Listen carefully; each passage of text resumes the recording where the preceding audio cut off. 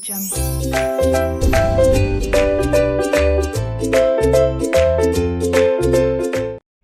go. Hi guys, what's up? Welcome to the class and good evening everyone. So हमारा corporate law पूरा खत्म हो चुका है. We are on economic loss, जहाँ पर हमारे ये कुछ टॉपिक खत्म हो गए. दैट्स फॉर्मूला, फकरा, अक्का, ये हमने खत्म कर दिया. So today we are starting with the most important topic, that's your IBC. So IBC आपको मिलेगा वॉल्यूम 2 के अंदर.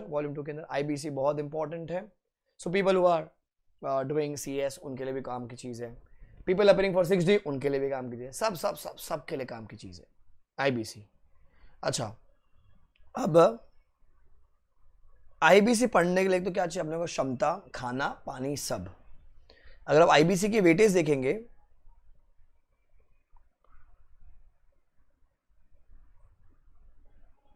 देखो अटेम्प्ट मार्क्स तो देखो अच्छे 10 10 10 9 9 9 9 9 9 9 हर अटेम्प्ट में आया IBC. देख रहे हो, जोर का झटका दिल से लगे तो कितना इंपॉर्टेंट है. अब आधे लोग क्या करते हैं पता है कि देखो IBC बहुत क्रूशियल एक्ट है, नो डाउट, प्रैक्टिकली भी एंड थियोरेटिकली भी. सर IBC में बहुत सारे केस लॉ है. हाँ है ना, है बहुत सारे. सर हमको सारे याद करने हैं. नहीं, एक भी याद नहीं करने का है. जो आपके मॉडल में दे रखे वही करने का, बाकी क्यों करने का फालतू में. सर वो क्योंकि देखो क्या होता है, आप जब पढ़ रहे हो, ठीक है ना, whether you are preparing for November और May exam, when you studying, वो केस होगा शायद वो NCLT के पास. जब तक आप एग्जाम दोगे वो केस हो जाएगा NCLAT के पास. जब तक रिजल्ट आ गया तब तक वो केस आएगा सुप्रीम कोर्ट के पास. तो जो सजेस्टेड जब बनना होगा वो तो सुप्रीम कोर्ट के हिसाब से बनेगा. अब तुमने आंसर किया NCLT के हिसाब से, तो इतना दिमाग नहीं लगा. जितना प्रोविजन दे रखा है ना वो ढंग से पढ़ने का. अगर प्रोविजन ढंग से कर ले बॉस, पूरा IBC तुम्हारे हाथ में.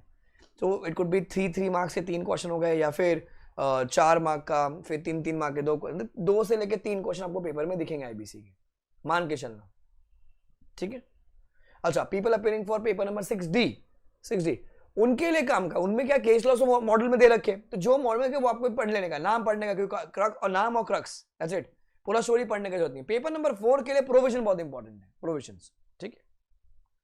सो लेट्स गो इन एकदम deep and we start. Page number है 28. Gayatri is joining us in 2 minutes. Okay, let's wait for Gayatri. जब गायत्री जी आ जाती है.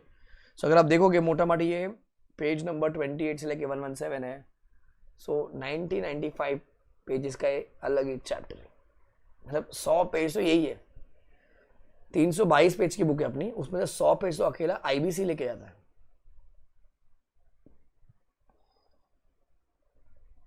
देखो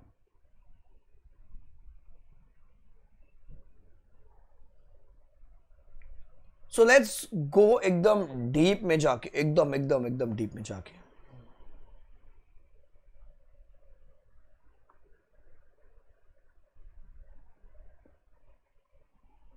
एक मिनट वेट करते, गायत्री का शिल भी ज्वाइनिंग. याशी सब ठीक? ऑफिस ठीक है अभी?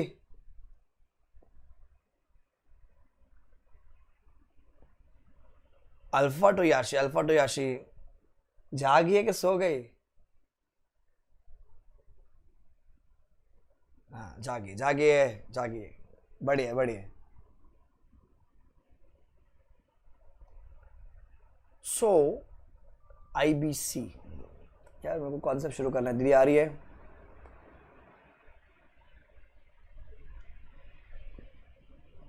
चलो आ गई. दीदी has joined us. वेलकम दीदी, वेलकम. देखो अभी, so the word is insolvency and bankruptcy and code and 2016. कहता क्या ये?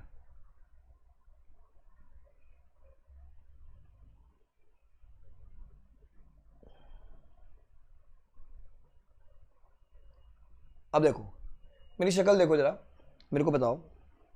एक कंपनी है AB लिमिटेड और एक मैं हूं इंडिविजुअल AB. दोनों सेम सिचुएशन में रहते हैं. पहले AB की बात करते हैं. मैं इंडिविजुअल हूं, मैं गया बैंक के पास. बैंक मुझे पैसा देना. I went to HDFC bank. मेरी शक्ल देख क्या बैंक वालों को मेरे को पैसा देगा? यस और नो? नहीं. मेरे को बता दो, जिसे आप लोग ने मना कर दिया, सेम वे बैंक ने मना कर दिया। कुत्ते छोड़ दे मेरे पीछे, कुत्ते कुत्ते काटा बेस पे बहुत जोर से। मैंने बोला बैंक भाई, बैंक सुनना प्रॉब्लम क्या है? बोला सर मैं हमको आप पे विश्वास ही नहीं बिल्कुल भी। कैसा सर, कैसा? 100-125 घंटे में कैसा कोई लॉ पढ़ सकता है? हमको आपके धंधे पे बिल्कुल विश्वास नहीं है। मैं बोला मेरे को मेरे धंधे पे बहुत विश्वास है, बहुत बहुत विश्वास है, मेरे बच्चों को भी विश्वास है, मेरे को पैसा दे, मेरे को पैसा दे। कल को उठ के बैंक ने अगर मुझे पैसा दे दिया, 10 साल के लिए मुझे लोन दिया, 10% रेट ऑफ इंटरेस्ट पे 10 लाख रुपीस। सो बैंक ने क्या किया, 10 लाख रुपीस दिया, 10% रेट ऑफ इंटरेस्ट पे दिया, 10 साल के लिए दिया। मैंने क्या दिया तुम करो, मैंने मेरे पास एक गाड़ी है, गाड़ी मैंने मेरी गाड़ी दे दी बैंक को, मैंने क्या किया, मेरी गाड़ी दे दी। अब बच्चा बात तो जानता है, मैं पे नहीं करेगा, मैंने पे नहीं किया, मैंने पे नहीं किया। बैंक वाला मेरे पास आया, बोला सर पैसा क्यों नहीं दे रहे आप? मैं बोला पैसा को नहीं, पैसा ही नहीं है मेरे पास, नहीं है नहीं है पैसा नहीं है, गरीब आदमी नहीं है, पैसा नहीं है। तो बच्चों मैं पैसा नहीं दे पा रहा हूं, क्यों? मैं इंसॉल्वेंट हो गया या बैंकरप्ट हो गया, क्या हो गया? इस एग्जाम्पल में मैं पैसा नहीं दे पा रहा हूं, क्यों? मैं इंसॉल्वेंट हो गया या बैंकरप्ट हो गया? चैट में मुझे लिख के बताइए जल्दी से।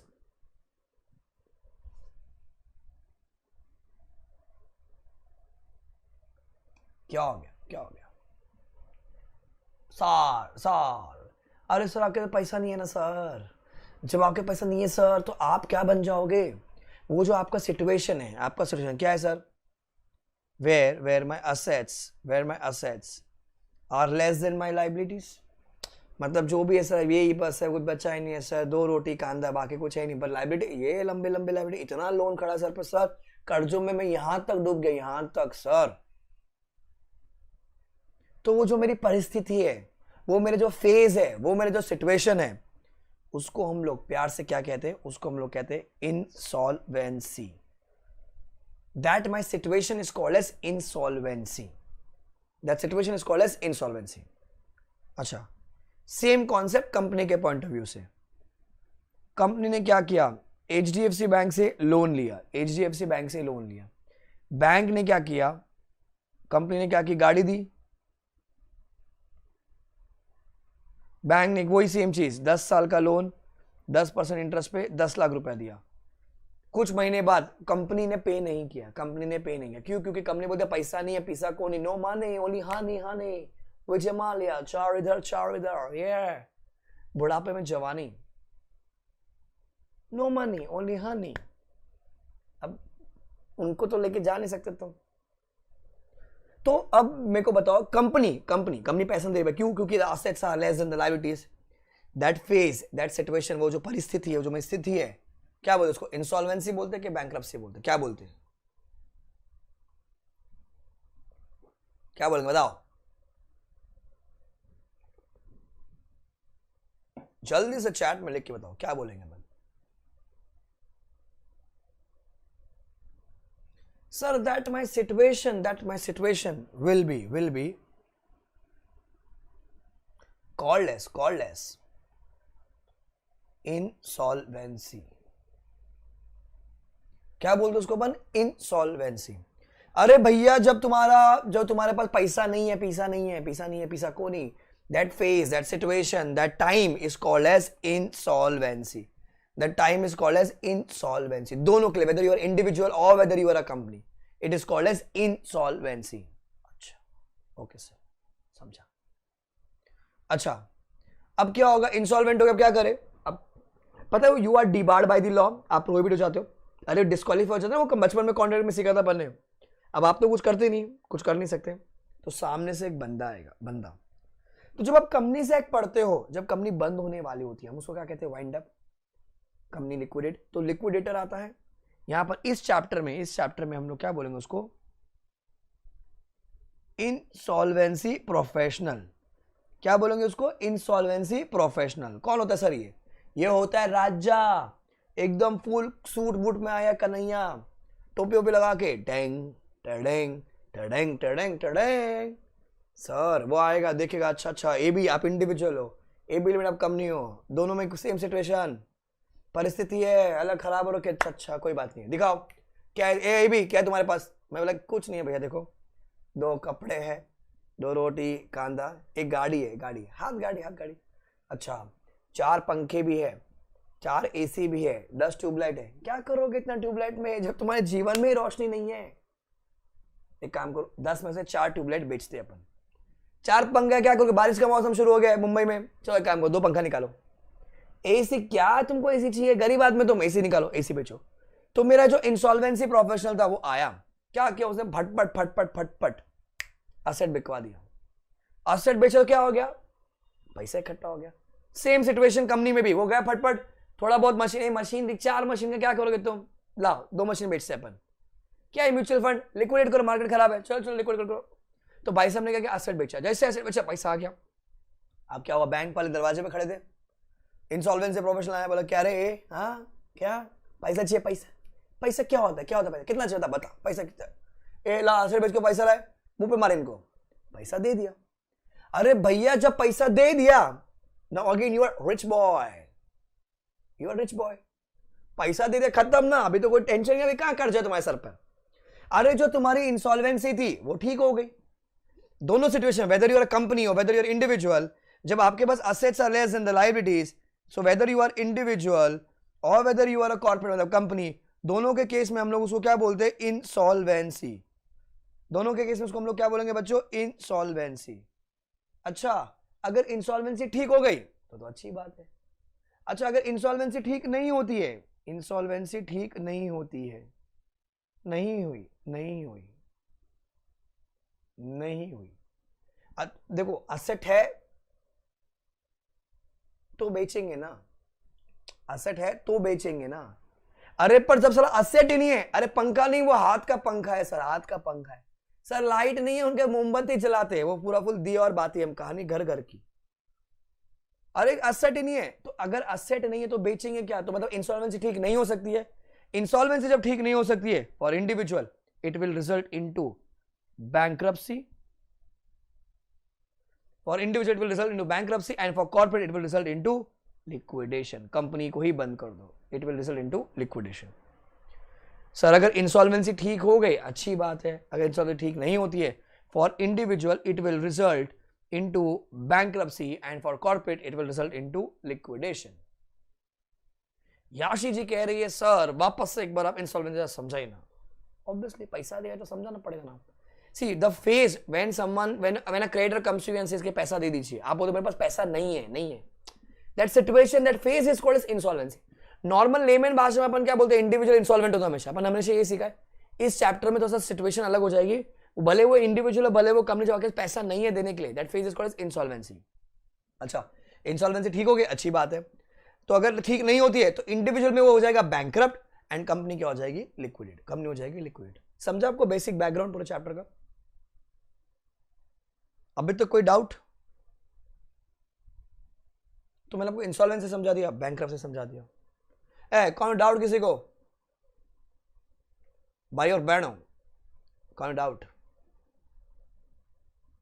ओके, अब नेक्स्ट आता है ये वर्ड सर, कोड। कोड अब देखो अपन लोग ने कैसे कहा? Companies act, formula money laundering act, फकरा फॉरेन, गाली नहीं दिया रे, फॉरेन कंट्रीब्यूशन रेगुलेशन एक्ट ना साला, इसका तो अलग स्वैग है। कोड क्यों भाई? कोड सर ये बहुत सारे एक्ट को समराइज करता है, इसमें बहुत सारे, जैसे पार्टनरशिप एक्ट होता था, एलएलपी होता था, कंपनीज एक्ट होता था, इंडिविजुअल के लिए कुछ था, सबको मिला के ये कोड बना है। सो बाई चांस अगर गलती से मुझसे मेरे मुंह से एक्ट वर्ड निकल जाए पढ़ाते वक्त भी, तो ध्यान रखना हमेशा कोड को मैं रेफर कर रहा हूं, क्योंकि देखो अपने को एक्ट बोलने की आदत है, हो जाता है, बट ये यहाँ पर कोड क्यों? Because it summarises lot of acts in this. Sir 2016 क्यों? इस साल ये पैदा हुआ, ठीक है। तो इसलिए अपन इसको बोलते हैं आईबीसी, इंसॉल्वेंसी बैंक्रप्सी कोड, ठीक है। अब कुछ पार्ट है जो अपने को रीड है, इसको हम प्यार से कहते हैं रॉटअप, आरटीपी। पेंसिल ले लीजिए, पेज नंबर है बेटा 28 पर, 28, पेंसिल या पेन। जय माता दी, let's rock, cut.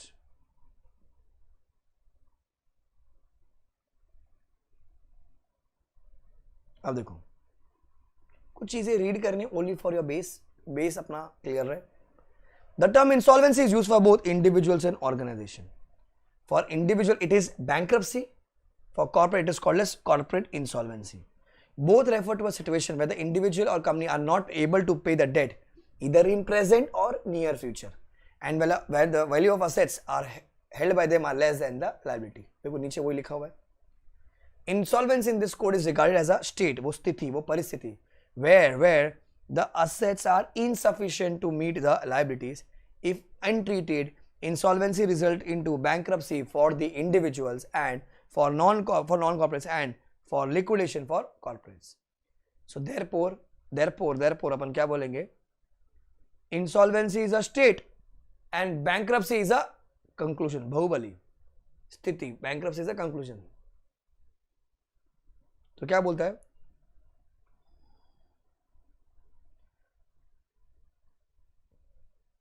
A bankruptcy would be a conclusive insolvent. मतलब अगर कोई bankrupt है तो मतलब वो insolvent होकर आया है. अगर कोई बैंकरप्ट है बच्चों तो वो इंसॉल्वेंट होकर आया. But all insolvent may not be bankrupt, क्योंकि अगर इंसॉल्वेंसी ठीक हो गई तो बैंकरप्ट नहीं बनेगा ना वो. सो अपन क्या बोलेंगे? Every bankrupt is an insolvent. मतलब every bankrupt is an insolvent but every insolvent is not a bankrupt. ये सब पहले आते थे जब ये आया था नया 2017-18 में. अभी तो सब कुछ आता नहीं. सो इंसॉल्वेंसी हैव टू ऑप्शन. या तो आप रिजॉल्व कर दीजिए सर, रिजॉल्व एंड रिकवरी, मतलब पैसा वसूल करके दे दीजिए, या फिर लिक्विड हो जाइए. क्या तुमको पहला पेज समझा? कॉन्सेप्ट समझा आपको पूरा बेसिकली? सो ये सब ज्ञान है, ये सब क्वेश्चन है. अपने को प्रोविजंस आएंगे, प्रोविजंस, ये ध्यान रखना. अब ये पूरा chart. Sir insolvency can be use for individual which is known as bankruptcy and organization which is called as corporate insolvency. So it is a situation where it या फिर state where the assets of an individual company is not able to pay the debts and the value of the assets are held by them is less than the liability. If treated, अच्छी बात है, अगर treat नहीं किया तो for individual it will result into bankruptcy, for corporate it will result into liquidation. It will result into liquidation. तो इसी को चार्ट फॉर्म में.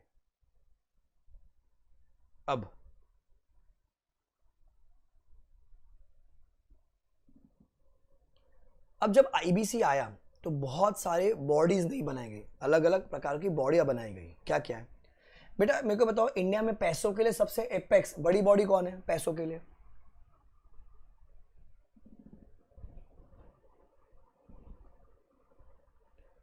पैसों के लिए BCC है. हे विजय, क्या मार के बैठा आज? पैसों के लिए BCC कैसे हो सकती है? RBI. हाँ, मेरा कॉन्सेप्ट हिला हुआ है फिर. अच्छा मेरे को बताओ, शेयर्स के लिए बड़ी बॉडी कौन है? शेयर्स के लिए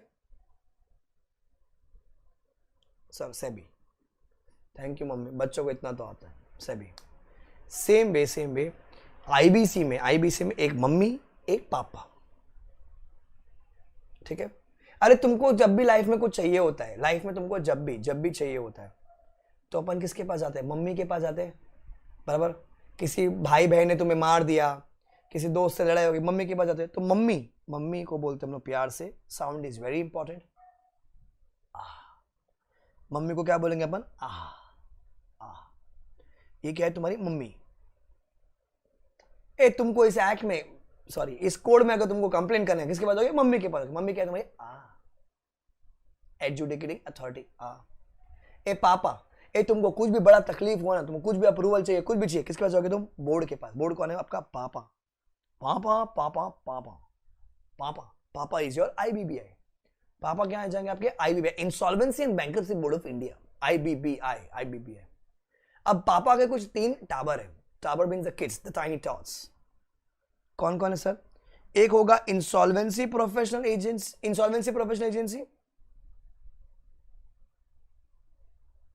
अच्छा ये एजेंसी कट कर दीजिए, इंसॉल्वेंसी प्रोफेशनल्स है. एक होगा आपका IP इंसॉल्वेंसी प्रोफेशनल्स, एक होगा आपका IPA इंसॉल्वेंसी प्रोफेशनल एजेंसी, और एक होगा इंफॉर्मेशन यूटिलिटी. तो बच्चों 3 है. Insolvency professionals, insolvency professional agency and information utility. 3 लोग हैं. Insolvency professionals, insolvency professional agency and information utility. तीन लोग. सो बच्चों IBBI के 3 बच्चे. ऐसा एरो मार दो उसको, हिल गए। क्या कहता है ये? सर ये लोग होते कौन है?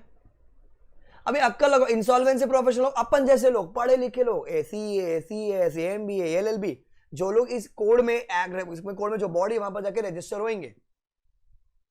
अच्छा सर वो कौन होने चाहिए, क्या एज होनी चाहिए, क्या क्वालिफिकेशन होना चाहिए, क्या जेंडर होना चाहिए, क्या एग्जाम पैटर्न होना चाहिए, क्या नेगेटिव मार्किंग होना चाहिए, सब सिलेबस डिसाइड करेगा जो उनको मैनेज करता है। वो कौन है? Insolvency professional agency. So insolvency professional agency manages insolvency professionals. ठीक है। फिर एक आएगा इंफॉर्मेशन यूटिलिटी। इंफॉर्मेशन यूटिलिटी, अब तुमको तो बचपन क्या जवानी में, सालों पहले एक ही था वाइंडिंग अप कंपनीज एक्ट के थ्रू होता था। अब मेरे को तो वाइंडिंग अप जब होता था तो अपना हीरो आता था एक, टेंग टेडेंग टेडेंग टेडेंग, लिक्विडेटर, बराबर, लिक्विडेटर। सो लिक्विडेटर वहां पर हीरो बनकर आ गया। अब कंपनी के डायरेक्टर बैठ जाएंगे, लिक्विडेटर सब कुछ काम करेगा।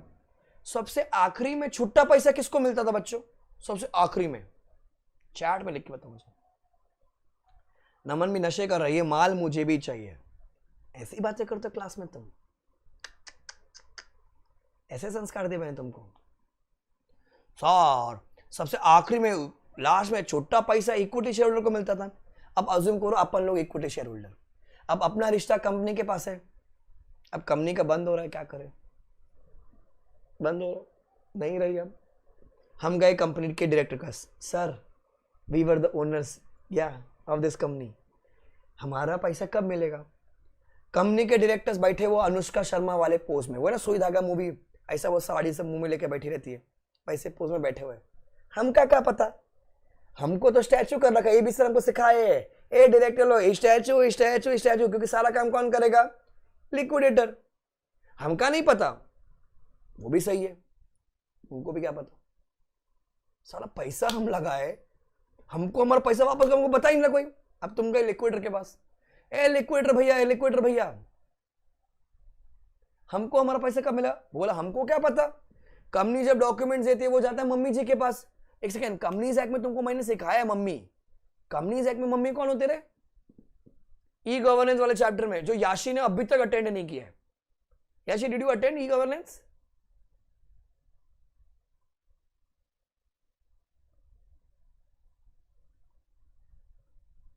मम्मी मम्मी कंपनीज एक्ट में कौन था मम्मी? Correct, ROC. देखा, आरओसी आरओसी आरओसी के पास।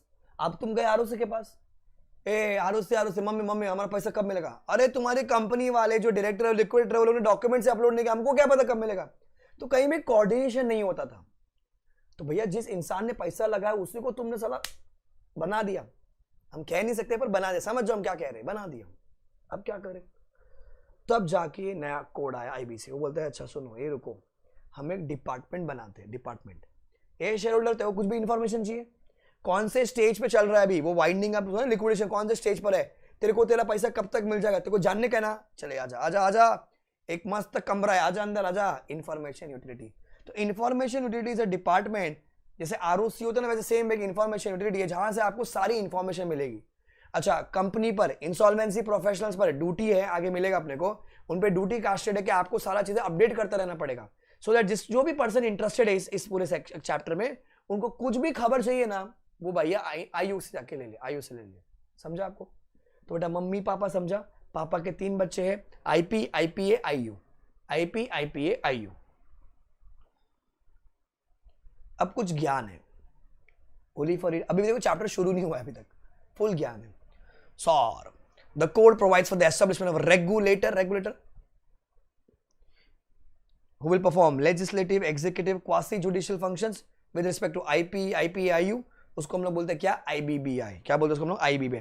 तो इस कोड का माई बाप कौन है? IBBI। IBBI सर उसका हेड ऑफिस कहां पर होगा? न्यू दिल्ली। न्यू दिल्ली आएगा बेटा एग्जाम में, बताओ IBBI का हेड ऑफिस, 16 मार्क का क्वेश्चन। या sir IBBI is a body corporate, वो एकदम कंपनी के फीचर्स सब, perpetual succession, common seals and property hold कर सकती है, सू कर सकते हैं, कोई उन पे सू कर सकता है, तो एक कंपनी का डेफिनेशन। फिर आईपीए, सो आईपीए कौन होता है सर? पढ़े लिखे लोग होते हैं, पढ़े लिखे लोग। तो आप सीए बन जाओगे, सीए बन ऑब्वियसली सब बनेंगे ना, मई और नवंबर विच सीए बनने के बाद आप एग्जाम दोगे, ठीक है, फिर आपको एग्जाम देने के बाद आपको एक पैनल में रजिस्टर करवाया जाएगा। तो ऐसा एक पैनल बनता है, पैनल, उस पैनल में बहुत सारे लोग होंगे, कोई सीए होगा, कोई सीएस होगा, सीएमए होगा, एमबीए होगा। एग्जाम देखिए फीस भरनी पड़ती है, तो आप इस पैनल में रजिस्टर हो जाओगे, इस पैनल में। सो इसको बोलते हैं अपन इंसॉल्वेंसी रेजोल्यूशंस प्रोफेशनल पैनल। ये एक झुंड है, झुंड है, इसमें आप रजिस्टर हो जाओगे, ठीक है। अब इस झुंड में जाने के लिए कितनी फीस है, क्या एग्जाम है, क्या एग्जाम पैटर्न होगा, क्या क्वालिफिकेशन है, कौन डिसाइड करेगा, वो आईपीए, इंसॉल्वेंसी प्रोफेशनल एजेंसी। तो खाली रीड करना है, सब एग्जाम में नहीं आता। तो इसके वहां ये बॉक्स दिख रहा है, मैं यहां लिख देता हूं RTP। ये सारे काम करते हैं वो लोग। कौन? आईपीए। सी ये सब जब 2017-18 में जब ये आया था, नवंबर 17 वाज द फर्स्ट टाइम जहां पर ये एप्लीकेबल हुआ था, जहां पर अपने को आई थिंक 14 या 15 सेक्शन एप्लीकेबल करवाए थे इंस्टीट्यूट ने, फिर 18 से शुरू हो गया था। तो उस टाइम पे सब काम की चीजें थी। अभी तो क्या प्रोविजंस आते हैं अपने को, खाली इसको रीड करने पे। Sir who are insolvency professionals? Sir insolvency professional एक इंडिविजुअल भी हो सकता है, एक वो फर्म भी हो सकती है। इंसॉल्वेंसी प्रोफेशनल की एक फर्म भी हो सकती है। आपने देखा आपके सीए फर्म में होगा insolvency professionals. Sir the code provides for insolvency professionals intermediaries who will play a key role in the efficient working of the bankruptcy process, and he will perform accounting as well as finance related functions. He will have the power and responsibility to manage the operations and assets of the enterprise. क्योंकि देखो company सब कुछ रुक जाएगी, company कुछ काम नहीं करेगी, वही वाइंडिंग अप का जो कॉन्सेप्ट है वही चलता है। बट यहाँ पर क्या थोड़ा सा और डिटेल में है, तो वहां पर हम लोग लिक्विडेटर बोलते हैं। यहाँ पर भी लिक्विडेटर आएगा, पर वो आगे आएगा, पहले उसको हम लोग यहाँ पर क्या बोलेंगे, इंसॉल्वेंसी प्रोफेशनल। तो सारा काम वो सब मैनेज करेगा। Sir he will verify the claims of the creditors, क्योंकि देखो क्या है, दुनिया में पता चल जाएगा कि इस कंपनी के लग गए हैं, तो सारे मांगने वाले आ जाएंगे। अरे कद्दू कटेगा सब में बटेगा, राइट? तो सब मांगने आ जाएंगे। अब कौन जेन्यून है? पता है भंडारा लगता है जब शादी वादी जो होती है, तो जो गेस्ट है वो तो खाना खाने आते हैं, बाकी अननोन लोग भी खाना खाने आ जाते हैं। सेम वे यहाँ पर भी कि क्रिएटर लोग पैसा मांगने आ गए, कौन जेन्यून है कौन नॉन जेन्यून है कौन बताएगा? सब वो चूज करेगा। कौन? Insolvency professional. He will run, अगर पॉसिबल है he will run the debtor का बिजनेस, बराबर। An insolvency professional is, if appointed as resolution professional, shall act as a neutral trustee for the assets of the organization. Again, ये भी RTP। तो ये insolvency professional के बारे में। Sir आयु क्या करेगी? कलेक्ट करेगी, कोलेट करेगी, इकट्ठा करेगी, वेरीफाई करेगी, ऑथेंटिकेट करेगी, एंड डिसेमिनेट मतलब सर बांट देगी क्या? Financial information of the debtors through a centralised database. तो एक डेटाबेस होगा जहां से सारा वो डेटा देती रहेगी। Collect, collate, authenticate, disseminate, collect, collate, authenticate, disseminate. तो ये इसका फंक्शन है, ये भी RTP। अब ध्यान सुनना, तो कोड में दो कैटेगरी मेनली कवर है। एक है इंडिविजुअल्स में पार्टनरशिप फर्म भी आ जाता है, अच्छा, एंड कॉर्पोरेट में कौन आ जाएगा? सर कंपनी आ जाएगी, LLP आ जाएगी वहां पर, ठीक है। अब ध्यान सुनना, अब हमारे सिलेबस में जो एग्जाम के लिए हमको कॉर्पोरेट वाला पार्ट है, हमको इंडिविजुअल वाला पार्ट नहीं है पेपर नंबर 4 में। हाँ, पेपर नंबर 6 में हमको पूरा है, पेपर नंबर 6 में पूरा है, मतलब उसमें भी इंडिविजुअल्स का भी है ना, मतलब एक्चुअली सारे प्रोविजन नहीं डाले, उन्होंने कुछ ओवरव्यू डाल रखा है। तो ये तो है ही है, ये सेम तो है ही है, प्लस एक्स्ट्रा भी है अपने को। पर अपने पेपर नंबर 4 में ध्यान रखना, आपको खाली CIRP है। CIRP को हम लोग क्या बोलते हैं? Corporate insolvency resolution process. Corporate insolvency resolution process, corporate insolvency resolution process. अब मैं आपको बात करूंगा मम्मी के बारे में, के बारे में, ध्यान सुनना। तो पूरे कोड में दो कैटेगरी के लोग हैं, एक है इंडिविजुअल्स, एक है कॉर्पोरेट। हमको एग्जाम में खाली कॉर्पोरेट है, ध्यान रखना, पर अभी तो मैं आपको पूरा थ्योरी पढ़ा रहा हूं।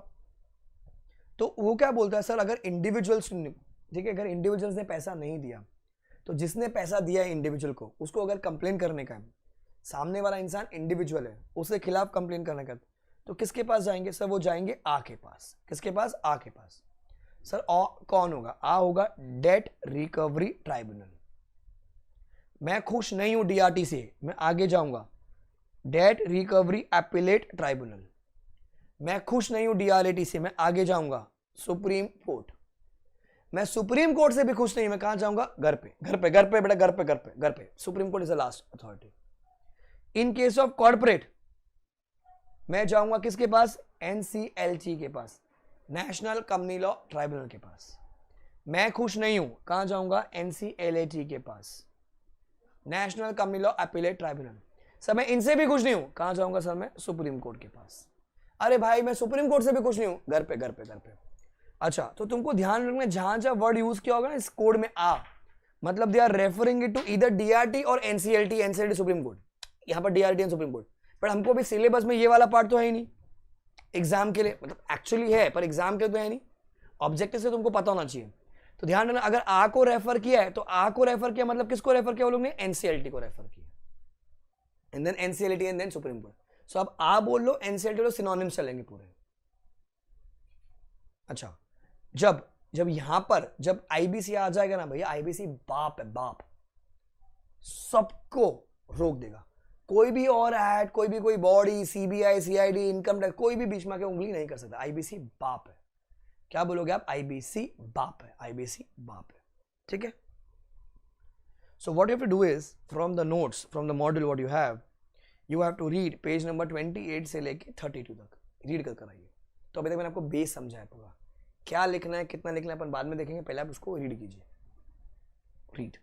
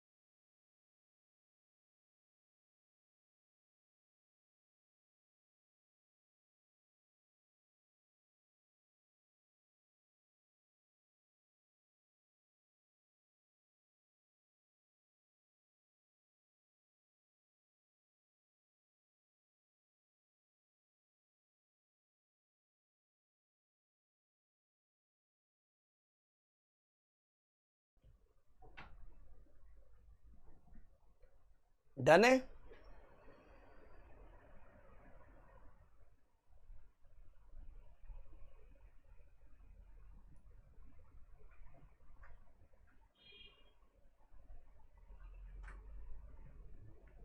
अभी तक कोई डाउट किसी को?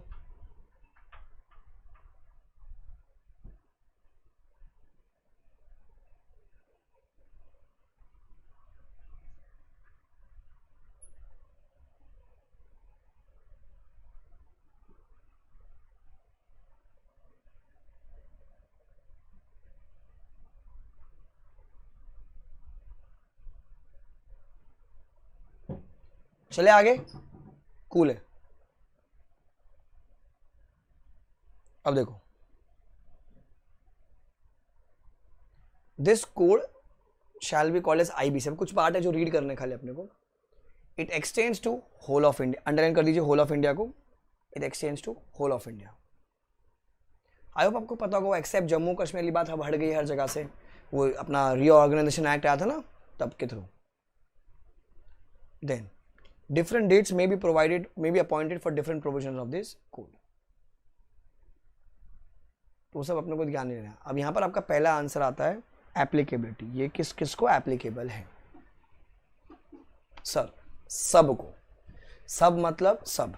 अब कुछ टर्म्स पहले मैं आपको समझा देता हूं बिफोर वी प्रोसीड फर्दर। देखो, बैंक ने पैसा दिया। अब देखो, अभी इंडिविजुअल का तो बात आएगा ही नहीं अपने को, क्योंकि वो अपने सिलेबस में नहीं है, सिलेबस में नहीं है, ठीक है। बट अगर मैं दोनों की बात करूं, इंडिविजुअल हो या कंपनी हो, दोनों में बैंक ने पैसा दिया है, तो जो इंसान पैसा देता है, पैसा देता है उसको क्या बोलते हैं अपन? जिसने पैसा दिया।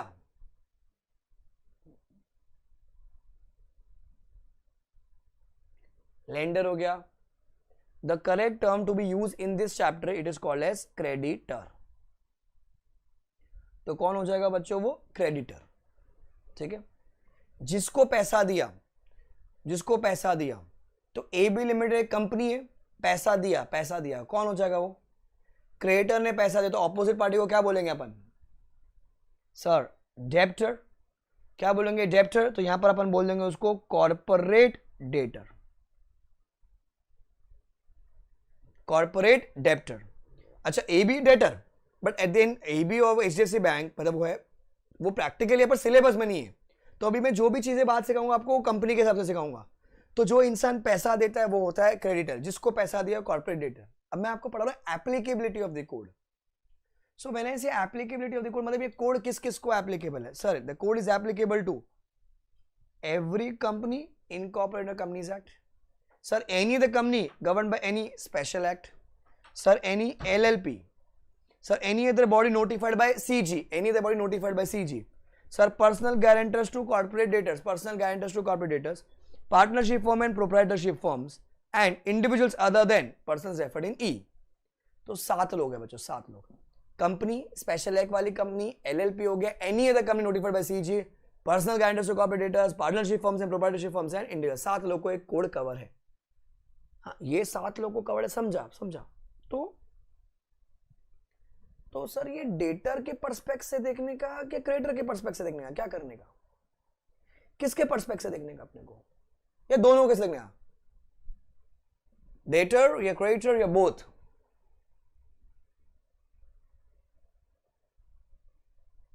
किसके पर्सपेक्ट से अपन ये चैप्टर चेक करेंगे? बोलो, फेंको मगर प्यार से, बोलो बोलो बोलो, बताइए।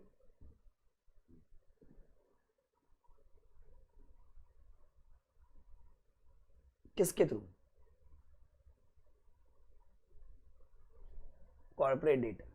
सी अंडरस्टैंड, वाइंडिंग अप की जो बातें थी वो अपन ने कंपनीज एक्ट में सीख ली थी, बराबर। वाइंडिंग अप में अब यहां पर क्या हुआ है? बैंक है, बैंक को पैसा नहीं मिला। बैंक को क्या चीज चाहिए? बैंक को पैसा चाहिए। अब कंपनी बोलती मैं पैसा नहीं दूंगी, तो ये कोड क्यों आया? ये कोड क्यों आया? ये कोड इसलिए आया कि अगर कंपनी बैंक को पैसा नहीं दे रही है तो भैया वो लोग कंप्लेन करेंगे किसके पास? एनसीएलटी के पास, बराबर। तो एबी लिमिटेड ने अगर पैसा नहीं दिया तो एचडीएफसी बैंक जो है ना, वो किसके पास जाएगा? सर एनसीएलटी के बजाय कंप्लेन कर देगा कि भैया मेरे को ये लोग ने पैसा नहीं दिया।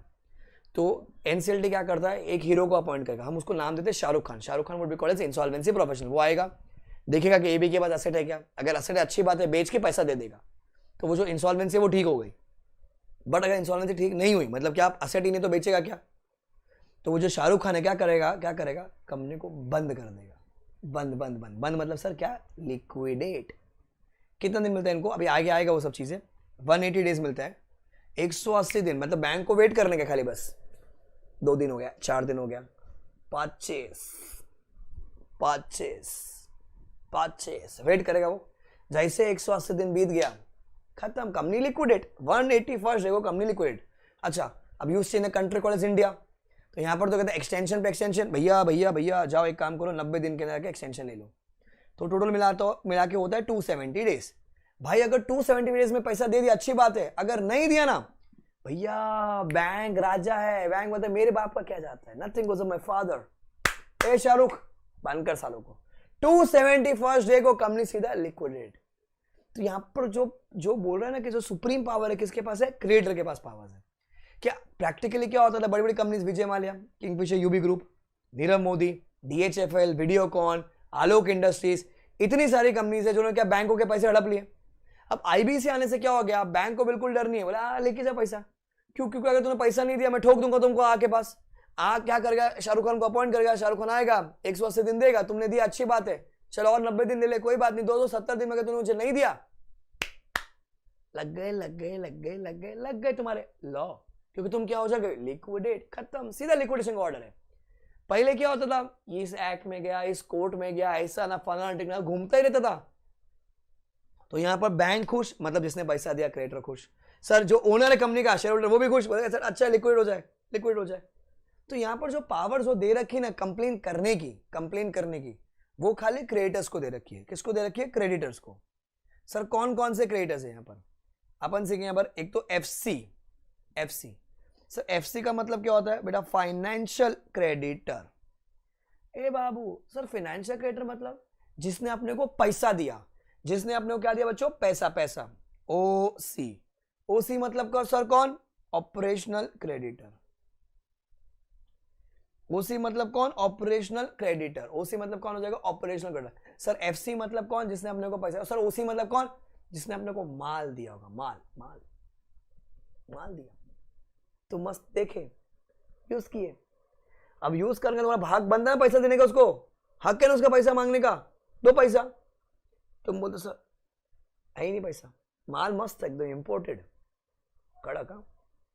भैया ओसी को भी टेंशन नहीं है, बोला कि मेरे पापा का क्या जाता है, ठोक दूंगा मैं तुमको एनसेल्डे के पास। तीसरा होता है सीडी बोलते हैं कौन, कॉर्पोरेट डेटर खुद। कॉर्पोरेट डेटर खुद कौन, मतलब सर शेयर होल्डर हो गया, कंपनी का डायरेक्टर हो गया। सर शेयर होल्डर को क्या है बेटा, शेयर होल्डर को क्या तकलीफ होगा, मेरे को बताओ क्या तकलीफ होगा। वो बोलते सर शेयर होल्डर भी तकलीफ, मतलब कंप्लेन कर सकता है, क्या तकलीफ होगा उसको, एक ही है, सारे दिन एक ही है, डिविडेंड नहीं मिला उसको, ठोक देगा वो भी। अच्छा डायरेक्टर को उनका रेम्यूनरेशन नहीं मिल रहा है, वो भी ठोक सकते हैं, तो उनको बोलते हैं अपन क्या, कॉर्पोरेट डेटर खुद भी कंप्लेन कर सकता है। सो 3 लोग कंप्लेन करेंगे, एफसी, ओसी, सीडी। अच्छा तो जब मैं एप्लीकेबिलिटी की बात करता हूं, ये कोड किसको एप्लीकेबल, मतलब ये तीन लोग कंप्लेन करेंगे किसके खिलाफ, वो 7 लोग के खिलाफ। समझा आपकी। तो जो डेटर का पर्सपेक्टिव ना, वो अपने को एप्लीकेबिलिटी में चेक करना है। कौन कौन है वो, आप कंपनी, स्पेशल एक्ट वाली company, LLP, any notified by CG, personal guarantors, partnership firm, proprietorship firm and individuals. समझा भी आपको। I hope you are clear with what is creditors, what is debtors, क्योंकि वो काम आएगा आगे। डेटर दोनों होते हैं, इंडिविजुअल्स भी होते हैं एंड कंपनी भी होते हैं, बट हमको सिलेबस में खाली कॉर्पोरेट की बात है एग्जाम के लिए।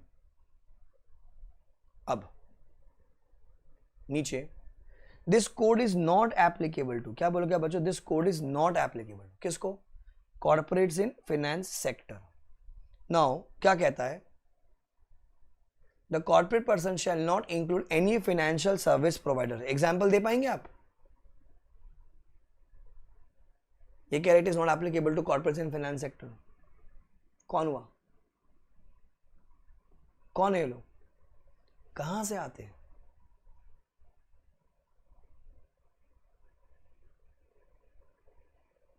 एनीवन, सिंपल भाषा में बैंक।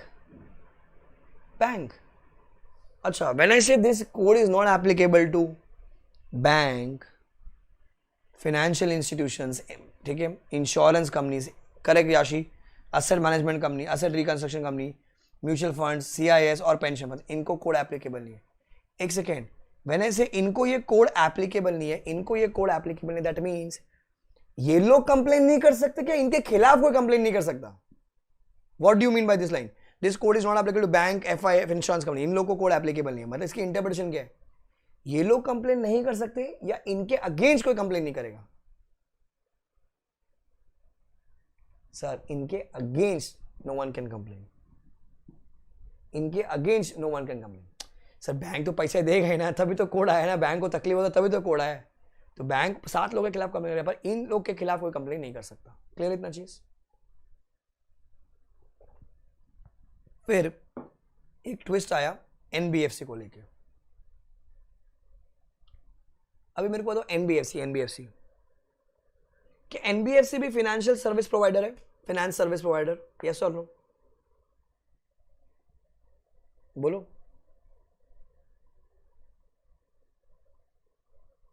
जैसे बैंक है,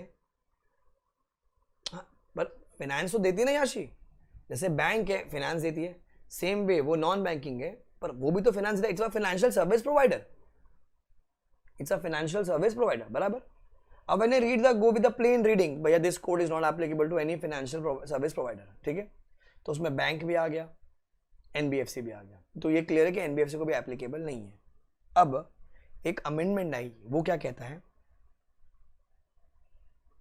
The CG, in consultation with RBI, notified that insolvency resolution liquidation proceedings of NBFCs with underline करते हैं उसको, asset size of 500 crores or more, NBFC with asset size of 500 crores or more shall be undertaken as per IBC 2016। मतलब सारी NBFC को exclude नहीं किया है, खाली ऐसी NBFC,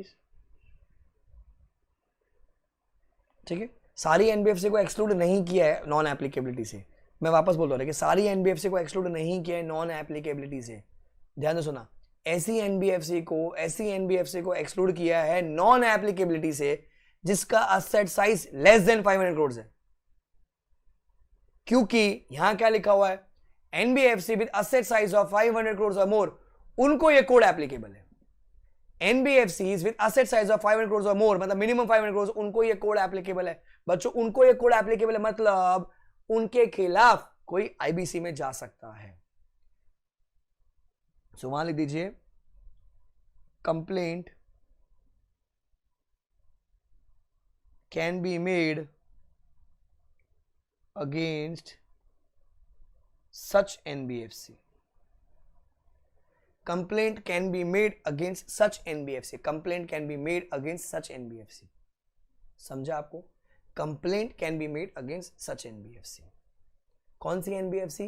ऐसी NBFC जिसका asset size मिनिमम 500 करोड़ है, लिख दीजिए।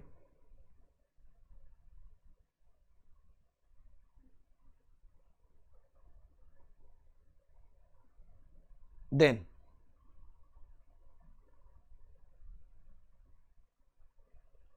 डेफिनेशन दिख रही है? अब देखो, डेफिनेशन अपन धीरे धीरे आगे आगे काम आएगा, जो जो पढ़ते रहेंगे उसमें आएगा। बाकी बहुत सारे डेफिनेशन खाली आरटीपी है, एग्जाम में fill in the blanks maths का कॉलम नहीं आता, तो ये 1 to 7 लिख दीजिए RTP.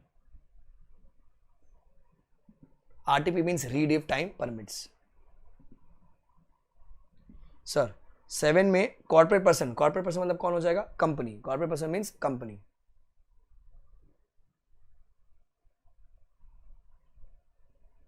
Sir corporate debtor, mark करो उसको, means a corporate person who owes a debt to any person, who owes a debt to any person। तो 8th पढ़नी है आपको, तो जो जो पढ़नी है वो मैं करवाता हूं आपको। 10th, 12, 13। अच्छा, 12 को इंपॉर्टेंट मार्क करो, डिफॉल्ट। सर डिफॉल्ट का मतलब क्या होता है? सर आपने पैसा नहीं दिया, non payment of a debt, इधर इन होल और पार्ट और इंस्टॉलमेंट, जो ड्यू हो गया था एंड आपको पे करना था, आपने पे नहीं किया है। किसने? या तो डेटर ने पे नहीं किया या तो कॉर्पोरेट डेटर ने पे नहीं किया। हमको सिलेबस में खाली कॉर्पोरेट है, बट डेफिनेशन अपन पूरी पढ़ेंगे। सो डिफॉल्ट की डेफिनेशन हमको आंसर में लिखने में काम आते, इसलिए ये इंपॉर्टेंट है। देन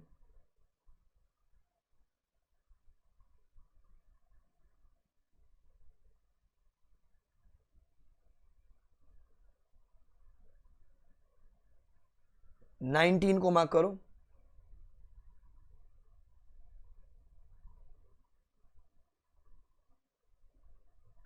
23 को मार्क करो, 1923,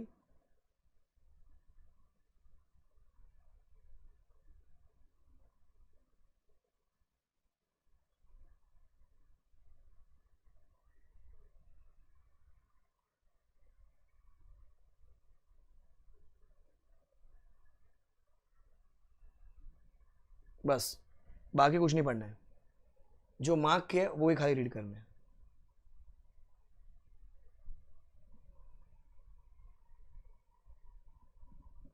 So you have to read 7th, 8th, 10th, 12th, 13th, 19th, 23, इतना रीड कर आइए। And applicability, applicability and definition read कर आइए। क्या लिखना है अपन बाद में लिखेंगे, पहले आप इतना रीड कर आइए, आराम आराम से पढ़ना। कुछ डाउट हो तो मुझसे पूछना।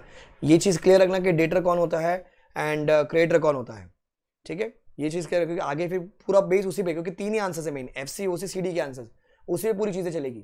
तो आपको ये पता होना चाहिए कि सर क्रेडिटर मतलब 3 प्रकार के लोग हैं। FC मतलब जिसने पैसा दिया, OC जिसने मतलब माल दिया, CD मतलब कंपनी के मेंबर हो गए, डायरेक्टर हो गए।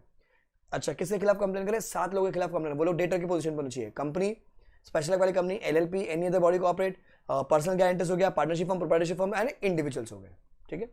रीड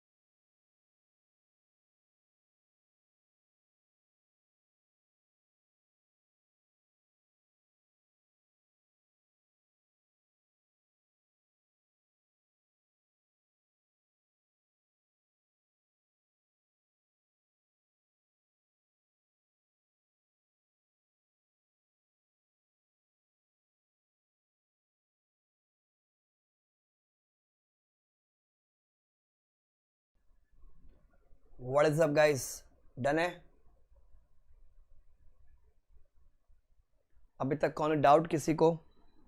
अरे बाबू यार, नहीं नहीं नहीं नहीं नहीं नहीं बाबू।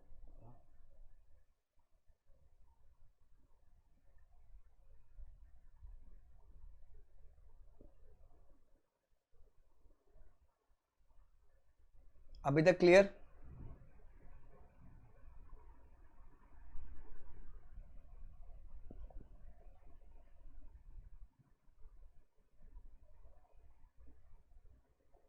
याशी भरत आपको समझा?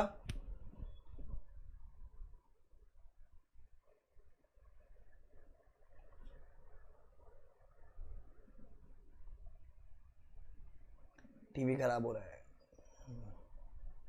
अब आ जाइए पार्ट 2 पर। अब जो अभी हमारे सिलेबस में, ठीक है, तो अभी तक जो एक आंसर था वो एप्लीकेबिलिटी का पार्ट था, डेफिनेशन खाली समझने के लिए थी, क्योंकि अपने को मेन आंसर्स आएंगे। It's is insolvency resolution and liquidation for corporate person, तो सबसे इंपॉर्टेंट आपके लिए यही है। अच्छा, वही अगर आप सेम पेपर नंबर 6 में पढ़ेंगे, आपको एक और पार्ट मिलेगा वहाँ पर, जब हम लोग इंडिविजुअल्स की बात करेंगे, तो वो हम लोग को सिलेबस में नहीं है अभी पेपर 4 में, तो अपन उसकी बात कर ही नहीं रहे। अब सर, अभी हमने क्या सीखा? एक कंपनी है AB लिमिटेड, कहाँ का एग्जाम्पल ये रहा, उसने बैंक से पैसा ले रखा था, तो बैंक हो जाएगा मेरा FC, ठीक है। अब AB हो जाएगा कॉर्पोरेट डेटर, तो भैया बैंक ने पैसा दे रखा था, बैंक का पैसा मैंने रीपे नहीं किया, तो बैंक क्या करेगा? NCLT के पास जाएगा। पर सर कितने रुपए का लोन, कितने रुपए का लोन? तो पुराना कोविड से पहले कुछ और हुआ करता था, अभी क्या हो गया? वो लिमिट चेंज हो गई है। अब लिमिट क्या हो गई sir? There has to be a default. Sir default का मतलब क्या होता है? आपने पैसा नहीं दिया, क्या नहीं दिया? या तो आपने आधा पैसा नहीं दिया, या थोड़ा पैसा नहीं दिया, या पूरा पैसा नहीं, इधर इन होल, अ पार्ट और instalment, which has become due and payable and is not paid by the debtor of the corporate, there is a default। वो डिफॉल्ट कितने रुपए का होना चाहिए सर? मिनिमम 1 करोड़ रुपीस का। बच्चों पेंसिल का इंक खत्म हो गया यार, ये नहीं आया, नहीं चला गया। 1 मिनट रुको भाई, रुक जाओ अभी 1 minute Babu, pencil is getting charged। 2 minute रुक जाओ यार। हाँ, बाकी मतलब जीवन कैसा है तुम लोग का? चंगा? याशी, house life? Full roller coaster? Bharat आप कहां से हो? Alpha two Bharat, alpha Jalna हो, महाराष्ट्र से हो, बढ़िया है। ये वही भरत है जो भटक गया था, उसको हम वापस लेकर आए। No, he is not a new student, is watching recorded, he wanted to attend live lecture, तो ही रिक्वेस्टेड मैं आज अपना ही क्लास है, और ये पढ़ चुके लो पहले, देख रहे हो अपना ही जलवा। भरत को हम फिर ले आए, कोई बात नहीं भरत, अब की बार आखिरी बार पास हो जाओगे।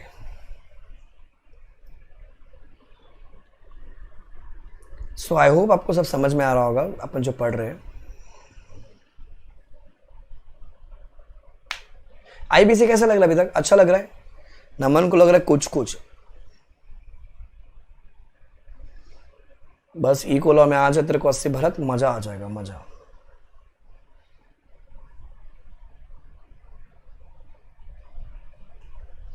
चलो 10% चार्ज हो गया, इतनी चल जाएगी। या ताज पार्टी इज ड्यू, आ गया। देखो अभी sir, there has to be a default, there has to be a default. ए कितने रुपए का सर?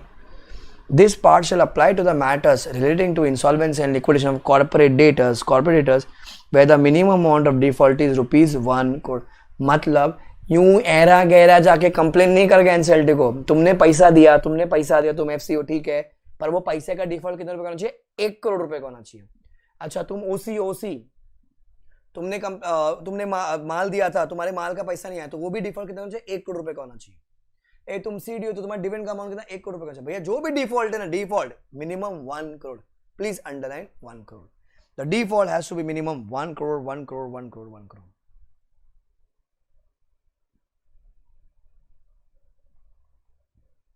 अब सीजी चाहे तो हायर अमाउंट का भी बता सकता है। ये को पागल लोग है, पता है क्या था, पहले 1 लाख का डिफॉल्ट था, मतलब कोविड से पहले हम लोग 1 लाख यहाँ पढ़ते थे। फिर नीचे क्या बोलता था, अगर सीजी चाहे तो ये अमाउंट बढ़ा सकता है, बढ़ा के 1 करोड़ कर देगा, 1 करोड़ कर देगा। अब कोविड में क्या हुआ, इसको देखा 24 मार्च नोटिफिकेशन 2020, 22 मार्च को लॉकडाउन आया था ना, 24 मार्च को नोटिफिकेशन आ गया। अब क्योंकि हर एक जन डिफॉल्ट करता कोविड में, तो सरकार ने काम कर डिफॉल्ट का अमाउंट 1 करोड़ कर दे। वो तो कर दिया अपडेट, पर नीचे वाला अपडेट करना भूल गए। द सीजी में specify the minimum default of higher value which shall not be more than 1 crore. अबे भैया नीचे का भी तो अपडेट करते तुम, तुम्हें वो 1 लाख को बढ़ा के 1 करोड़ कर दिया, पर जो एक्सटेंशन वाली बात है वो भी बढ़ा देते, वो नहीं बढ़ाई। तो आज की डेट में आपके जो डिफॉल्ट की अमाउंट है वो 1 करोड़। फ्यूचर में सरकार अगर चाहे तो बढ़ा सकता है, बढ़ा के भी कितना, वो 1 करोड़ ही है। आइडियली उसको बढ़ाना चाहिए उनको, पर वो बढ़ाया नहीं अभी तक। ठीक है, अच्छा फिर एक नया कॉन्सेप्ट आया, 2 अटेम्प्ट पहले अमेंडमेंट आई। There is something called as pre package insolvency. Pre package वो क्या होगा मैं आपको सिखाऊंगा। अभी देखो यहां हम लोग क्या सीख रहे हैं, CIRP, corporate insolvency resolution process, CIRP। एक आएगा आप लोगों को pre package, PIRP, pre package insolvency resolution process. Pre package insolvency resolution वो क्या होता है अपन बाद में देखेंगे, ठीक है। उसका एक डिफॉल्ट आ गया, वो क्या बोलता है, सर सरकार ने बताया था अगर आप PIRP में अट्रैक्ट होते हो, PIRP में कैसे अट्रैक्ट होंगे वो अपने को आगे मिलेगा अलग से। There has to be a default of minimum 10 lakh rupees, 10 lakh rupees, उसको डन कर दो। सो प्री पैकेज के लिए कितना है, 10 लाख रुपया। CIRP के लिए कितना है, 1 करोड़ रुपया। हाँ अगर सरकार चाहे तो PIRP की अमाउंट बढ़ा सकती है, बढ़ा के कितना होगी, मैक्सिमम 1 करोड़ होनी चाहिए, मैक्सिमम 1 करोड़। ठीक है, सो आपको 2 ही फिगर याद रखने, एक तो 1 करोड़ और एक 10 लाख। PIRP के लिए default has to be 10 lakh, CIRP के लिए default has to be 1 crore. I repeat, PIRP के लिए।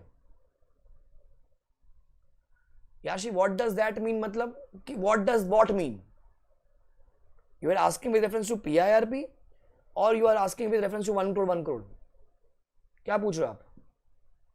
अच्छा PIRP उसमें ना MSME को कवर कर रखा है, MSME। तो MSME वाले वो यहां से नहीं जाएंगे, 1 करोड़ वाले डिफॉल्ट से नहीं जाएंगे, वो लोग 10 लाख पे जाएंगे। तो आगे आएगा प्री पैकेज्ड, तो उसमें कुछ कंपनीज है, कुछ कैटेगरीज है, कुछ असेट है, कुछ टर्नओवर है, उसमें अगर आप फॉल हो जाते हो तो आपको CIRP में जाने की जरूरत नहीं है, आप PIRP से जा सकते हो। तो अभी बैंक ने अज्यूम करो एक छोटी सी कंपनी है, उसको लोन दे रखा था।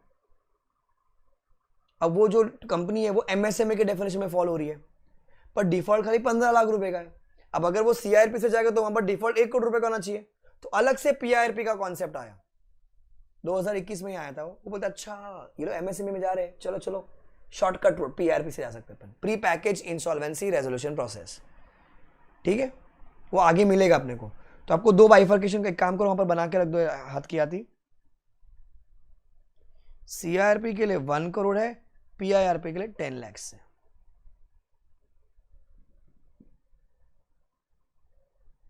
डिफॉल्ट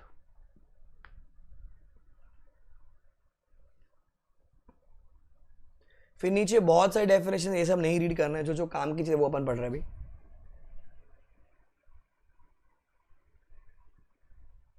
आ जाइए कॉर्पोरेट एप्लीकेंट का मतलब। पता भी मैंने आपको कहा था कि 3 लोग कंप्लेन कर सकते हैं, FC, OC, CD। अब कॉर्पोरेट डेटर मतलब कौन होता है, basically corporate applicant. Corporate applicant कौन कौन हो सकता है, सर कंपनी खुद या फिर अ मेंबर मतलब कौन, शेयर होल्डर, और a partner of corporate debtor. एक second, partner of corporate debtor मतलब ये कब पॉसिबल है। कॉर्पोरेटर मतलब कंपनी हो गया खुद, मेंबर मतलब शेयर होल्डर हो गया, पार्टनर ऑफ कॉर्पोरेटर मतलब ये कब पॉसिबल है बच्चों, कंपनी का पार्टनर कौन हो सकता है। अरे मैंने आपको स्टार्टिंग में बताया था कॉर्पोरेट में 2 कैटेगरी को कवर है, कंपनी और LLP। LLP भी तो अपन बोलते हैं बॉडी कॉर्पोरेट है, कंपनी और LLP कवर्ड है ना, तो ये LLP का पार्टनर है। अभी तो हम लोग डेफिनेशन सीख रहे हैं ना सर, कंपनी और ऊपर LLP खुद कंप्लेन कर सकती है, उनके जो लोग हैं, मेंबर मतलब कंपनी के पॉइंट ऑफ व्यू से, पार्टनर मतलब कौन, LLP के पॉइंट ऑफ व्यू से, वो लोग कंप्लेन कर सकते हैं थ्रू CIRP और PIRP। सर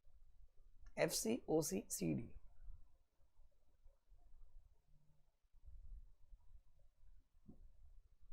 बताओ।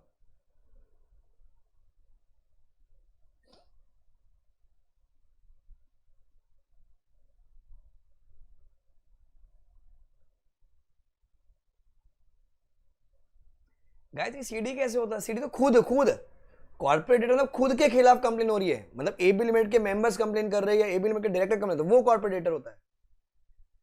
भरत कहता है ओसी, एक सेकंड, भरत ओसी का मतलब क्या सीखा आपको? जिसने माल दिया होगा। क्या लोढ़ा बिल्डर को मैंने माल दिया है? बोलो, क्या लोढ़ा बिल्डर को मैंने माल दिया है बच्चों? नहीं सर, माल नहीं दिया। आपने क्या दिया है? पैसा दिया है। करेक्ट याशी। तो AB limited will make complaint to NCLT in the capacity of FC, because ये मान लिया जाए कि हमने पैसा दिया था, उसको हमें उसके सामने घर देना था या मेरा पैसा देता वो नहीं दे रहा है, तो जो पैसा गया है ना, इसको हम लोग बोल देंगे फाइनेंशियल डेट। क्या बोल देंगे हम उसको? Financial debt. देखो यहां पर लिखा हुआ है, any amount raise from an allottee, मतलब AB limited under a real estate project shall be deemed to be an amount having the commercial effect of borrowing। तो मान लीजिए कि बिल्डर ने एबी से बोरो किया है पैसा, बिल्डर ने एबी से पैसा बोरो किया है। Now the expression allottee and the real estate project will have same as per RERA.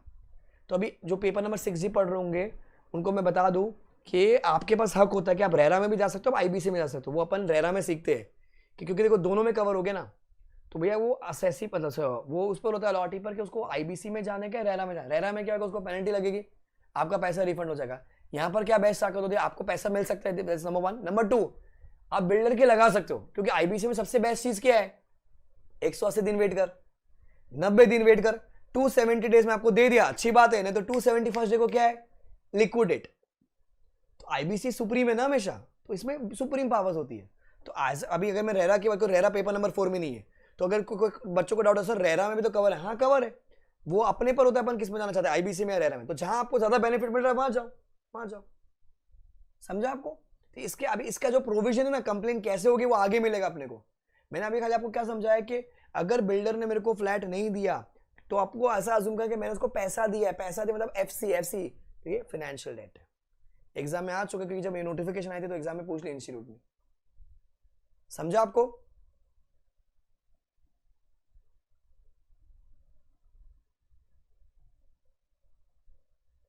Why so many builders start construction? अरे दीदी, ये तो प्रोबेबिलिटी कि उसने नहीं दिया है। जनरली बिल्डर कंस्ट्रक्शन बना के करके टाइम पे देगा ना।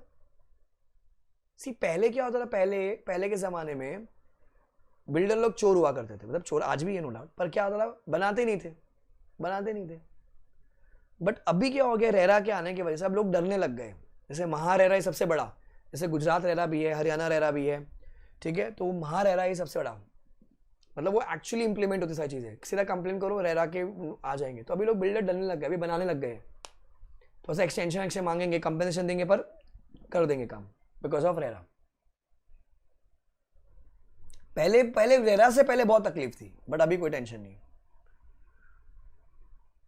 अच्छा, इसको अंडरलाइन करना, subscription money for purchase of shares is not a financial debt. So मैंने शेयर्स परचेज के लिए पैसे दिए थे उनको, सब्सक्रिप्शन मनी, उन लोगों ने मेरे को पैसा नहीं दिया, ना तो शेयर दिया ना पैसा दिया। तो कोई शेयर होल्डर अपना नमन जैसा, सर मैंने शेयर परचेज करने के लिए उनको पैसे दिए थे कंपनी को, कंपनी ने मेरे को पैसा नहीं दिया, मेरा पैसा नहीं दिया, मेरा पैसा फाइनेंशियल, मैं एफसी हो गया, मैं कंप्लेन करूं? नहीं, it is not a financial date. इस केस के थ्रू आई हुई है, आ सकती है एमसीक्यू में, ठीक है।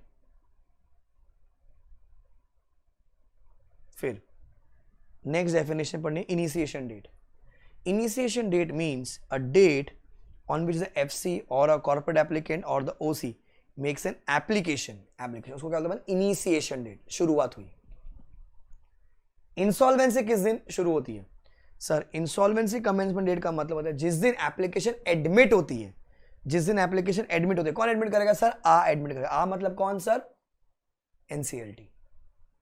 समझा आपको? इनिशिएशन डेट जिस दिन आपने एप्लीकेशन शुरू की, एफसी, ओसी, सीए, सीए मतलब वही CD, and insolvency commencement date मतलब वो पता है 180 डेज मैं कह रहा हूँ कब से 180 डेज किस दिन शुरू होगा जिस दिन एप्लीकेशन एडमिट होती है आगे मिलेगा आपको प्रोविजन सारे अभी तो खाली डेफिनेशन सिखा रहा हूँ मैं आपको फिर 13 को आप रीड करोगे इंसॉल्वेंसी रेजोल्यूशन प्रोसेस कॉस्ट में क्या क्या आएगा ये रीड करना है ये आ गया इंसॉल्वेंसी रेजोल्यूशन पीरियड मैंने आपको बताया ना अभी 180 डेज 180 दिन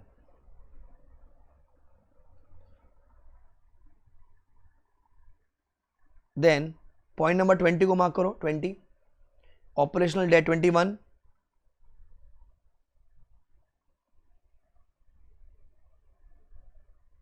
फिर 23B 23C ये सब रीड करना है सब एग्जाम का कंटेंट नहीं है खाली रीड करना है 23B 23C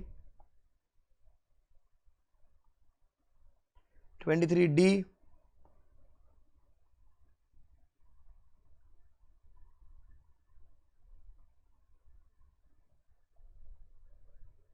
25 26 and 28 25 26 28 इनको खाली रीड करना है आगे क्रक्स मिलेंगे इन सबके खाली रीड करना है आपको ये अच्छा इसमें एक ये मैं आपको समझाता हूँ वोटिंग शेयर देखो जनरल यहाँ पर क्या होता है हमेशा अपन ने कंपनी सेक्ट में क्या सीखा है मेरे पास 10,000 शेयर है वोट तो एक ही है मेरे पास एक शेयर है वोट तो एक ही है इस चैप्टर पर क्या बोलेंगे sir voting share will be based upon the proportion of the financial debt owed to such FC जितनी उधारी होगी ना उसके हिसाब से वोटिंग राइट्स मिलता है सर वो वोटिंग राइट्स खाली एफसी को क्यों मिलेगा वो आगे सीखेंगे अपन पर कैसे मिलेगा जितनी उधारी है जैसे अगर किसी का 10 लाख का उधारी है किसी का 20 लाख का किसी का 30 लाख का तो the voting proportion will be divided into 1:2 2:3 उस पर डिवाइड किया जाएगा ध्यान रखना ठीक है सो 25 26 28 इनको रीड कर आइए आप सो रीड द डेफिनेशंस फिर अपन आगे लिखेंगे सो यहां से आपको पढ़ना है एप्लीकेबिलिटी से 1 करोड़ का डिफॉल्ट होना चाहिए पीआरपी में 10 लाख का डिफॉल्ट होना चाहिए स्टार्ट रीडिंग फिर लिखेंगे इसके बाद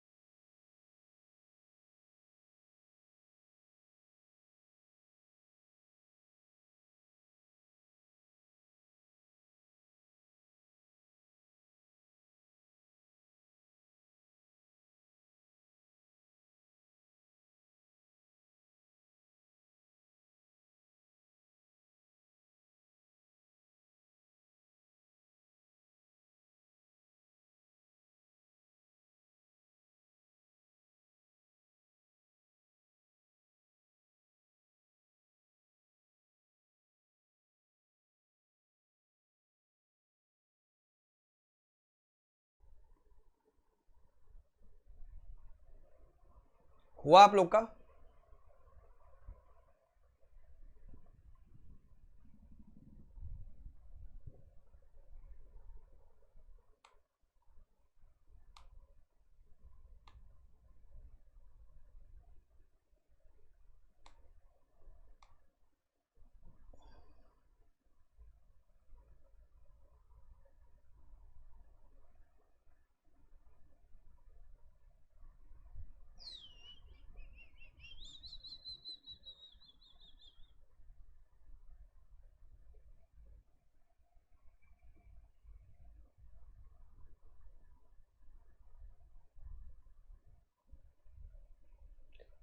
ठीक है, अभी याशी का एक डाउट था, वो अपन अभी ले लेते हैं।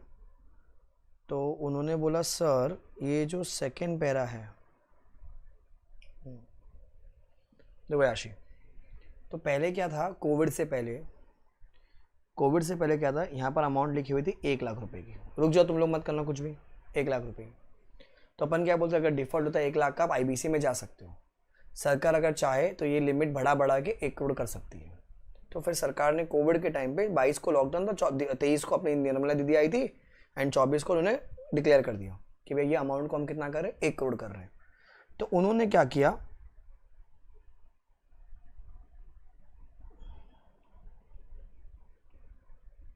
किया, ये 1 करोड़ तो कर दिया, पर जो नीचे वाला जो एक्सटेंशन था ना, वो नहीं बढ़ा के दिया। अगर आप देखोगे, सीजीए ने अभी 1 करोड़ कर दिया है, फिर नीचे क्या बोलता था, सीजीए में specify the minimum amount of default which can not be more than 1 crore.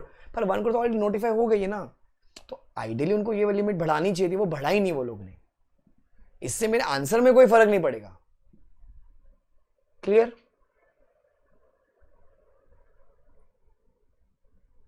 कौन डाउट? ओके, ठीक है। अब एक काम कीजिए, तो देखो अपना डेफिनेशन पार्ट में, मतलब अभी तक जो एग्जाम में की जो इंपॉर्टेंट चीज़ है वो थी एप्लीकेबिलिटी वाला पॉइंट, ठीक है। फिर वो डिफॉल्ट 1 करोड़ रुपए का डिफॉल्ट होना चाहिए, एनबीएफसी वाली बात, ये सारी बातें हैं कि जो एग्जाम में है। फिर यहाँ से आपका बेसिक चैप्टर शुरू होता है, यहाँ से, ठीक है। तो ये अपन अगली क्लास में करेंगे। एक बार नोटबुक निकाल लीजिए, तो अपन एक बार लिख लेते हैं, थोड़ा बहुत लिख लेते हैं, फिर बाद में अपन को मैं कल लिखवा दूंगा आपको। आई होप आपको समझ में आ गया अभी आईबीसी में क्या है। आईबीसी मार्केट में बहुत जबरदस्त हवा बना, अरे ये ऐसा वैसा वैसा इतना टफ, अरे नहीं आईबीसी। इमेजिन 46 पर आ गए, मतलब 28 से शुरू किए थे, मतलब मोटा माटी 18 पेज हो गया हमारे, 20 पेज मान लो, जहां पर अपने क्वेश्चन को खाली समझना है, इसको बिंदास अपनी ओन भाषा में लिख सकते हो, क्योंकि प्रोविजन समझना बहुत जरूरी है, ठीक है।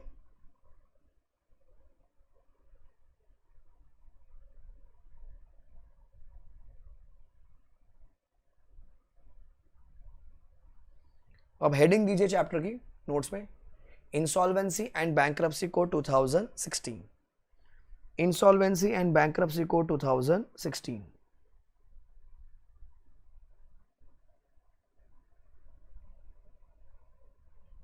Insolvency and bankruptcy code 2016। Bharat तू उल्टा शुरू कर दे या नया बुक बना दे, क्योंकि आप बीच में से हो ना, आपका जो चल रहा होगा वो चलने दो उधर, या तो उल्टा शुरू करो या फिर नया बुक बना लो।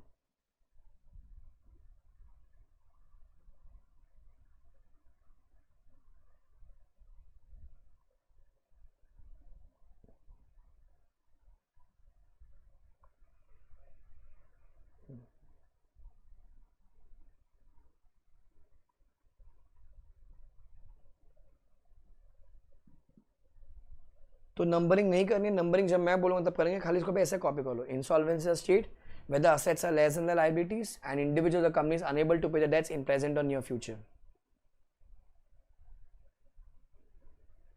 तो टाइम क्यों वेस्ट कर रहे हैं भरत, क्योंकि अपन कल आधा 1 घंटा लिखेंगे अपन। आप लिख लो ना, अभी हाथ क्या थी, रिकॉर्ड क्यों वापस देख रहे हो, फिर आप पूरा ही लाइव अटेंड कर लो ना। तो उल्टा शुरू कर दो ना, बैक साइड से, या अगर कोई और नोटबुक है उसमें लिख लो नहीं बना के, मतलब ऑन योर कॉल। मतलब मैं तो एडवाइस करूंगा लिख लो, साथ में हो जाएगा आपका, फिर डबल टाइम ला के मतलब नहीं है। कॉपी ये दोनों, नंबरिंग नहीं करनी है, कॉपी करो।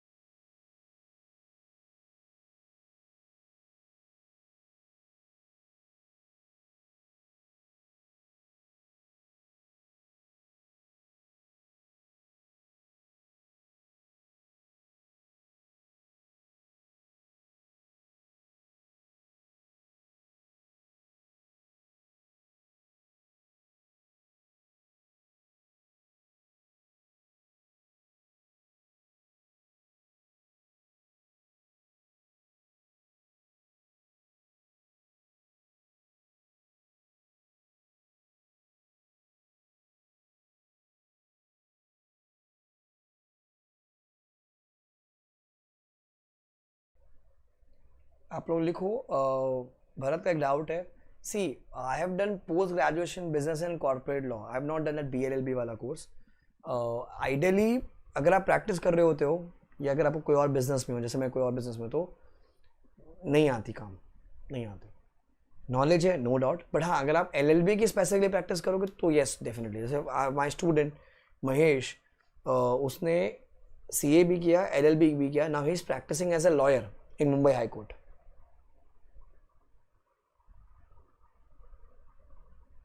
बाकी इट्स एन एडिशनल डिग्री. देखो जितना पढ़ोगे उतना कम है, पढ़ते रहना चाहिए मन है तो. फिर यस इको लॉ पे जिसका फोटो है, तो he is also my student only.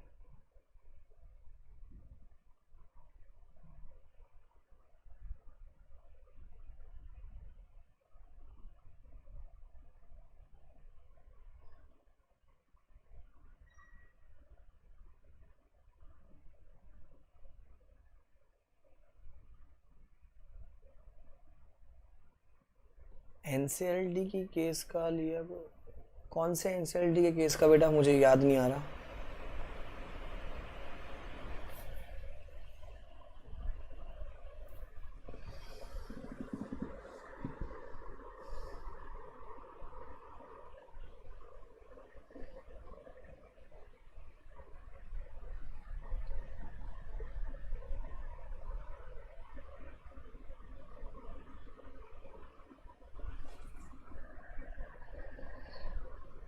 नहीं, see, generally when you reach to a level, you will hire someone to file the case, right? You will also not file. अब अगर आप practising CA हो तो आप as a CA भी तो represent कर सकते हो ना. हाँ अगर आप लॉयर ऐसा प्रैक्टिस कर रहे हो तो वो बात अलग है. अब दोनों प्रैक्टिस नहीं कर सकते. हमारे कोड ऑफ एथिक्स हमको मना करता है. कोड ऑफ एथिक्स डिग्री लेने के लिए अलाउ करता है, पर वो दोनों प्रैक्टिस करने को मना करता है. इसीलिए so it all depends upon your perception. आप लाइफ में कैसे आगे बढ़ना चाहते हो. जैसे किसी को कि वो आर्ग्यूमेंट ज़्यादा कर सकता है, रोज थ्रिल चाहिए उसको लाइफ में, तो लॉयर. अपने को द्वारा रोटी मिलते रहे, अपन प्रैक्टिसिंग सी. थ्रिल अपनी जिंदगी में भी होता है.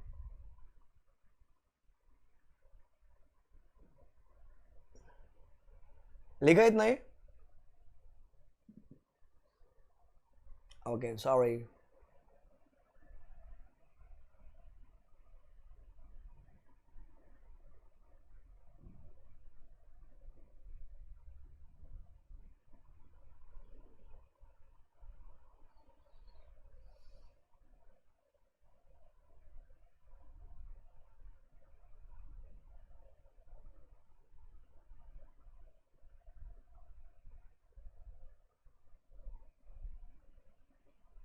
किस चीज का बिजनेस है भरत आपके?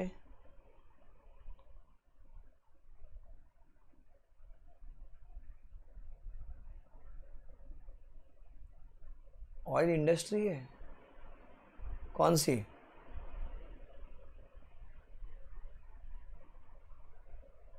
रिच बॉय नमन, अपन क्या है ऐसा पढ़ा रहे. ऑयल इंडस्ट्री है भरत के. Cotton seed to oil and oil to refining. Okay बताओ. हम यहाँ बेचारे सा पूरा दिन से चिल्ला ये क्या है, तेल निकालने में लगे लोग. सबके तेल निकाल रहे. पैसा कितने रिच लोग है. ज्वेलर देखो, ऑयल इंडस्ट्री किसे के.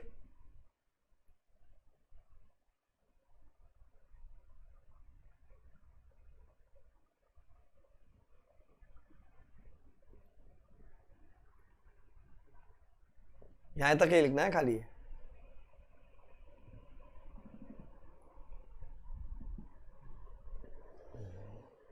ए चल हाँ भी ऐसा कुछ भी मत बोल.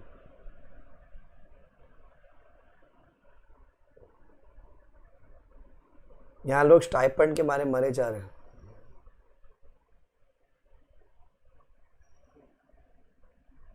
करो काम आएगा. Gayatri I am confuse. अबे हम लोग ऑफिस में डिस्कस करते हैं. यू आर इन हैदराबाद और मैसूर और राजस्थान. Where are you? मेरे को ज्योग्राफिकल लोकेशन समझ ही नहीं आया. आपने बोला होगा कि आपके यहाँ पर नेट नहीं है. वो स्टाफ मुझे सर उनके यहाँ पर इंटरनेट नहीं पड़ा क्योंकि राजस्थान में कर्फ्यू वर्फ्यू लगा हुआ है। मैं बोला यार शी इज इन हैदराबाद, अपन ने बुक उनको वहां भेजा, अब कहाँ हूँ मतलब। Alpha two Gayatri right now in Jaipur. इतना वंडरलस्ट हो रखा है जीवन में, उस कितना मतलब ट्रैवलर हो रखे तुम यार। इतना तो मैं भी नहीं घूमता। हैदराबाद था, मैसूर था, देन यू वर समवेयर और when you were at audit, now Jaipur. Oh for personal, okay okay. नहीं हम लोग ऐसे लड़ रहे थे ऑफिस में, वो यश जो मैनेजर बोलता है सर नहीं उन्होंने बोला वो रात में। नहीं यार अपन वो हैदराबाद से, मैं रोज उनको छेड़ता हूँ। आई मीन हम लोग हैदराबाद वालों को बोलते हैं ना, सब हैदराबाद वाले अपने। तो यू मंडे को आपको सारे लेक्चर मिल जाएंगे। आई थिंक विजय आपका भी मिस हुआ था ना, नहीं नमन का मिस हुआ था, इन्वेस्टिगेशन या वाइंडिंग अप, तो मंडे को मिल जाएंगे। तो वो देख लेना मंडे तक। यू फ्रॉम मैसूर ना? हाँ you from Mysore. Okay please take care of your health है गायत्री। वहां पर चल रहा है आजकल सीन।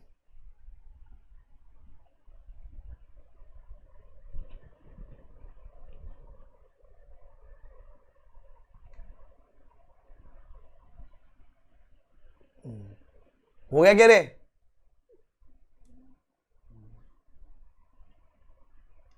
नमन अलग है, नमन है ही नहीं उस दुनिया का।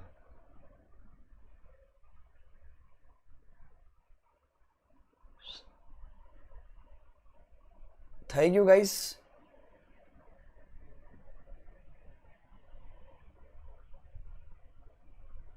याशी आपका हुआ?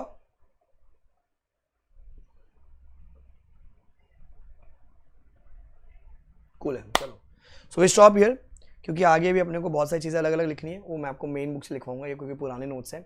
अभी जो अपडेशन होकर आई है वो अपने को वैसे बनाना पड़ेगा। तो we continue tomorrow morning and कल पहले अपन एक्सप्लेनेशन लेंगे and then we start writing.